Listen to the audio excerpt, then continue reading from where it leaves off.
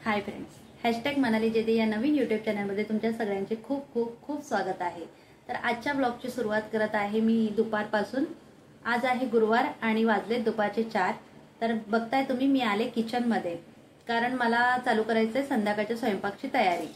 तर काय झालं, आज ना आरुचे पप्पा जाणार आहेत गावी। त्यांची आहे संध्याकाळी 5:30 ची गाडी आणि त्यांच्या आत्ते बहिणीचा नवरा कालच ऑफ झालाय।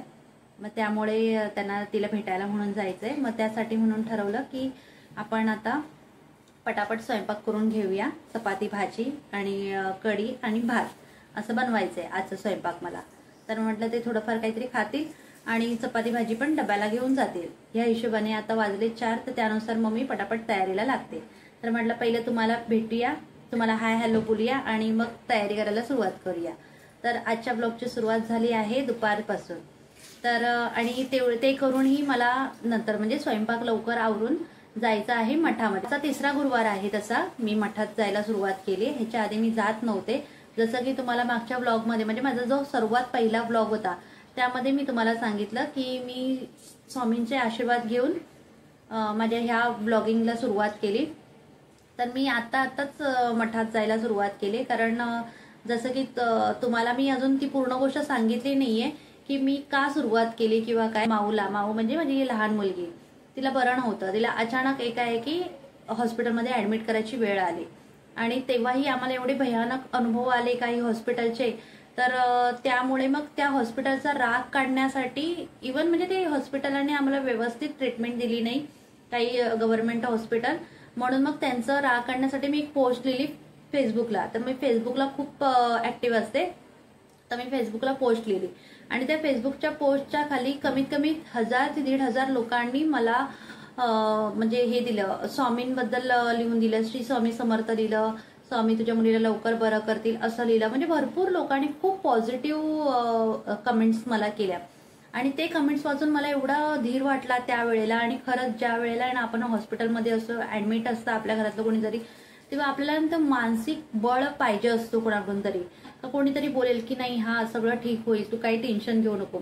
तर अशी ते अनोळखी लोक ज्यांना मी ओळखत नाही, ते मला ओळखत नाही, पण एका फेसबुकच्या पोस्टवर त्यांनी अशा एवढ्या छान पॉझिटिव्ह कमेंट्स केल्या आणि तेव्हापासून मला असं झालं की हा नक्कीच जेव्हा मी माऊला घरी नेईल तेव्हा मी नक्कीच एकदा तरी मठामध्ये जाईल। शेजारचे जे आहेत ते दर संडेला जातात, रविवारी जातात। तर मी ठरवलं की म्हटलं ह्या रविवारी मी स्वामींच्या मठात जाईल आणि हात जोडून स्वामींना प्रार्थना करेल की खरंच तुमचा आशीर्वाद होता म्हणून लवकरात लवकर सगळ्या गोष्टी म्हणजे माऊला पण बरं वाटलं आणि सगळ्या गोष्टी चांगल्या झाल्या। मग त्यामुळे मग मी त्या रविवारी गेली आरतीला आणि मला खरंच सांगते तुम्हाला एवढं छान वाटलं ना त्या आरतीला जाऊन, खूप म्हणजे खूप पॉझिटिव्ह वाटलं। आणि मग तेव्हापासून ठरवलं की नाही आपण बाकी काही नाही केलं तरी चालेल, पण आपण आरतीला तर नक्की जायचं। मग तेव्हाच त्या माझ्या ज्या शेजारच्या ताई आहेत त्यांनी मला सांगितलं की तू आहे ना गुरुवारच्या आरतीला जा। गुरुवारची आरती आहे ना खूप म्हणजे मस्त असते आणि मोठी आरती असते, तुला अजून छान वाटेल। मग त्याच्यानंतरचा मी गुरुवारची वाट बघायला लागली की कधी गुरुवार येतो आणि मी जाते। आणि मग मी त्याच्यानंतरचा जो पहिला गुरुवार होता त्या गुरुवारी मी गेली आणि ती आरती अटेंड केली। त्या दिवशी खरंच सांगते तुम्हाला एवढं भारी वाटलं मला। आणि तो जो मंत्र बोलतात सगळेजण, काळभैरव मंत्र बोलतात, मला काही येत नाही तर बोलायला, पण तो ऐकायला एवढा मस्त वाटतं। एक सूर एक ताल, कोणाचा सूर ताल हलणार नाही, एवढं छान वाटतं ना, एवढं पॉझिटिव्ह एनर्जी येते ना की म्हणजे आपल्याला दुसऱ्या कुठल्याच गोष्टीची गरज पडत नाही। म्हणजे सगळेजण बोलतात ना आपण मॅनिफेस्टेशन केलं पाहिजे, ह्याच्याकडून ब्रह्मांडाकडून काहीतरी मागितलं पाहिजे। तर मी तुम्हाला खरंच सांगते त्या गोष्टी आहेत ना एवढ्या वर्क नाही करत। म्हणजे मी पण ह्या गोष्टी ना कधी कधी फॉलो करायची, बोलायची की आपण ब्रह्मांडाकडून हे मागूया ते मागूया, पण ना जिथपर्यंत तुम्ही एखाद्या गोष्टीवर एकदम मनापासून एकदम आतून विश्वास ठेवत नाही ना आणि त्याच्याकडून त्या आतल्या आवाजातून काहीतरी मागत नाही ना, तिथपर्यंत तुम्हाला ते भेटत नाही। तर हे तुम्ही कोणाकडे मागू शकता, ज्याच्यावर तुम्ही एकदम मनापासून आणि एकदम तुमचा आतला आवाज सांगतो की नाही हेच आहे, ह्याच्यावरच विश्वास ठेव। तर माझ्या बाबतीत असंच झालं की मी आता स्वामींवर तेवढा विश्वास ठेवायला लागलीये आणि एकदम मला आतून असं वाटतं की नाही स्वामींना जे काही असेल ना ते स्वामींना सांगायचं, स्वामींशी बोलायचं, मग स्वामी आपल्याला मार्ग दाखवतील। आणि मग तेव्हापासून मी दर गुरुवारी जाते आरतीला आणि मी आरती अटेंड करते आणि मला खूप भारी वाटतं. तो पुढचा आठवडा एवढा पॉझिटिव्ह जातो ना आणि परत कधी गुरुवार येतो आणि परत कधी गुरुवारच्या आरतीला जाते असं वाट बघत असते. तर आज आहे 3रा गुरुवार, मला जायचंय आरतीला, तर म्हणून म्हटलं की चला पटापट आपण हे करून घेऊया, जेवण पण करून घेऊया, कारण यायला थोडा उशीर होतो, 8:30 वगैरे वाजून जातात. त्याच्यानंतर जेवण करायचं म्हटलं तर खूप लेट होऊन जातो. तर म्हणून म्हटलं पटापट पटापट सगळं आवरून घेऊया आणि त्याच्यानंतर आपण मग बाकीची तयारी करूया. चला तर भेटू आपण नंतर, बघूया. नंतरचं शूटिंग करायला भेटलं तर मी नक्कीच तुम्हाला दाखवेल पुढे आम्ही कसं तयार झालो आणि कसं मठात गेलो. माऊ चल पुढे पटपट पटपट चल.